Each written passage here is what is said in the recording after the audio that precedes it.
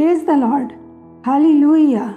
परमेश्वर का सारा वचन सत्य ही है और सदा काल तक अटल है। जिसके खुलने से प्रकाश होता है, उससे भोले लोग समझ प्राप्त करते हैं।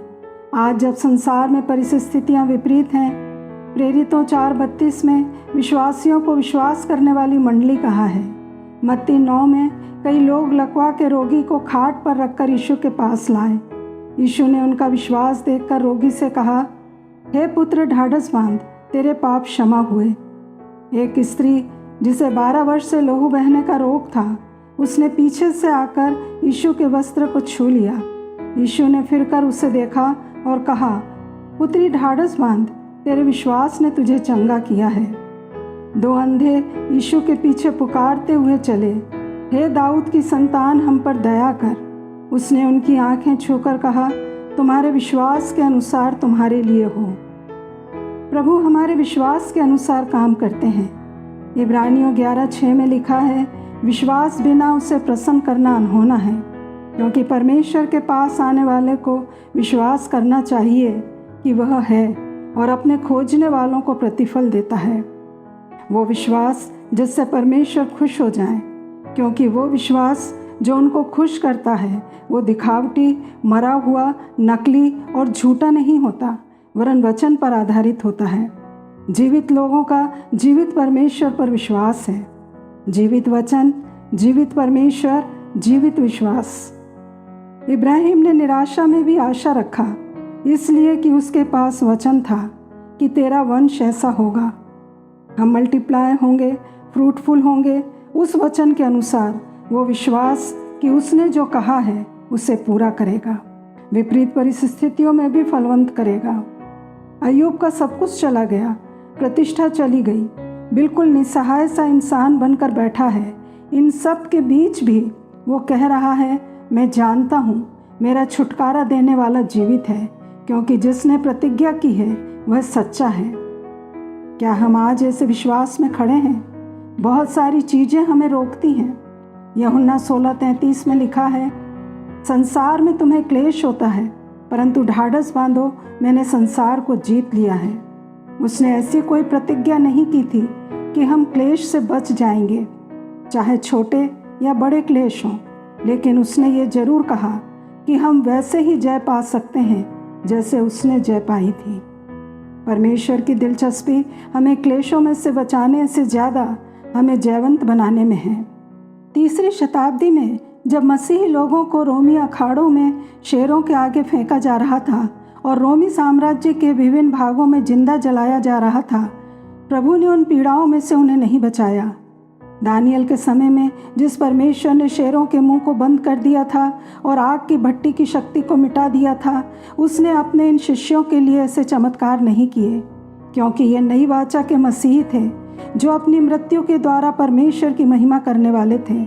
यीशु की तरह उन्होंने भी ना तो ऐसी प्रार्थना की और ना ही अपेक्षा रखी कि स्वर्गदूतों की सेना आकर उनके शत्रुओं से उनको बचा ले। स्वर्ग से परमेश्वर ने अपने पुत्र की दुल्हन को शेरों द्वारा फाड़ कर टुकड़े टुकड़े करते हुए और आग में जलकर राख होते हुए देखा और उनकी साक्षी में उसकी महिमा हुई। आज भी यीशु के नाम के कारण यातनाएं देकर सताया जा रहा है, क्योंकि वह कुछ पहले से भी बेहतर करेगा। वह हमें महाक्लेशों के बीच में जय पाने वाला बना देगा। वह हमें क्लेशों में से गुजरने तो देते हैं, क्योंकि वह जानते हैं कि हमें आत्मिक रूप से बलवंत करने का सिर्फ यही तरीका है। अपने जीवन में, घर में, काम करने की जगह में हम जिन छोटी परीक्षाओं में से गुजरते हैं, वे आने वाले दिनों की बड़ी परीक्षाओं में से गुजरने के लिए तैयार करती हैं। इसलिए जब तक इस संसार में है, उस क्लेश में से जो यीशु में है, सहभागी होने के लिए तैयार रहना होगा। यूहन्ना को आराम और विश्राम में रहते हुए प्रकाशित वाक्य का प्रकाशन नहीं मिला। उसने ये प्रकाशन पतमुस टापू में क्लेश का अनुभव करते हुए पाया था। उस प्रकाशन को लिखने से पहले उसके लिए ये जरूरी था कि वह स्वयं उस क्लेश को पहले सहता। इसलिए यीशु मसीह ने मत्ती 24:9 और 13 में कहा था, तब वे क्लेश देने के लिए तुम्हें पकड़वाएंगे और तुम्हें मार डालेंगे, और मेरे नाम के कारण सब जातियों के लोग तुमसे बैर रखेंगे, परंतु जो अंत तक धीरज धरे रहेगा उसी का उद्धार होगा। पौलुस भी तीमुथियुस 4 उसके 6 वचन से 8वें वचन में तीमुथियुस को लिखते हुए कहते हैं, मसीह यीशु के अच्छे योद्धा के समान मेरे साथ दुख उठा, क्योंकि अब मैं अर्घ के समान उंडेला जाता हूँ। मेरे कूच का समय आ पहुँचा है। मैं अच्छी कुश्ती लड़ चुका हूँ। मैंने अपनी दौड़ पूरी कर ली है। मैंने विश्वास की रखवाली की है। भविष्य में मेरे लिए धर्म का वह मुकुट रखा हुआ है, जिसे प्रभु जो धर्मी और न्यायी है मुझे उस दिन देगा, और मुझे ही नहीं वरन उन सबको भी जो उसके प्रकट होने को प्रिय जानते हैं। पौलुस के अनुसार क्रिश्चियन लाइफ संडे स्कूल या पिकनिक नहीं है, परंतु दुष्ट शक्तियों के विरुद्ध संघर्ष है। और ऐसा ही संघर्ष नहीं वरन अच्छी कुश्ती, गुड फाइट, यीशु मसीह के सुसमाचार की कुश्ती, परमेश्वर की महिमा के लिए और आत्माओं के उद्धार के लिए। क्या हम कह सकते हैं कि मसीह के कारण हम उस स्ट्रगल में इन्वॉल्व हैं? हम नहीं कह सकते। यदि हम अपने कंफर्ट, अपना समय, अपना पैसा, अपनी कोशिशें, अपने सपनों को पूरा करने में लगा रहे हैं। हम हर हफ्ते चर्च जाते हैं, दुआ प्रार्थना करते हैं, कहते हैं यीशु हमारा प्रभु है, परंतु यदि हमारी लाइफ का पर्पस आराम और आशीष पाना है तो हम परमेश्वर के राज्य और धार्मिकता की खोज नहीं कर रहे हैं। क्या हम पीछे अपनी लाइफ को देखकर कह सकेंगे, मैंने अच्छी कुश्ती लड़ ली है, मैंने अपनी दौड़ को बीच में नहीं छोड़ा, मैंने विश्वास की रखवाली की है? अच्छी दौड़ पूरी करने के लिए हमें प्रेजेंट पर फोकस करना है, पास्ट पर भी फोकस करना है, क्योंकि जो आज प्रेजेंट है वो कल पास्ट बन जाएगा। तब हम पीछे देखकर कह सकेंगे कि मसीह के लिए हमने अच्छी कुश्ती लड़ी है, हमने दौड़ बीच में छोड़ी नहीं, अपने विश्वास की अच्छी रखवाली की है। तब हमारा फोकस फ्यूचर पर होगा कि जल्दी ही हमें धर्मी और न्यायी प्रभु के सामने खड़ा होना है। प्रभु यीशु में विश्वास उनके वचन में विश्वास को बताता है।